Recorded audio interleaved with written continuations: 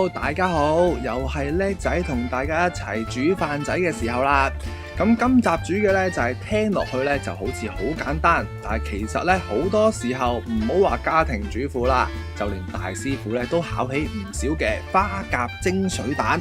因為蒸蛋呢樣嘢呢已經有啲嘅難度啦，咁仲要加埋花甲落去之後呢，由於佢一熟嘅時候會出水啊，所以個偏差呢就會更加之大，失敗嘅狀況呢就會相對地提高啦。咁放心嘅呢，就係小弟今日分享嘅呢就會長篇偉論啲，咁樣呢起碼可以做出一樣嘢，就係大家喺屋企就算做唔到十足都好啦，基本上都做到80%噶啦。咁啊，希望大家食得鮮味又開心啦。咁如果認為食譜做出嚟嘅效果啱你心意口味嘅話呢，記得俾個 like 咧，分享埋俾朋友，因為有你支持就係我嘅拍片動力啦。揀個最中間嘅位置咪開到咯。咁呢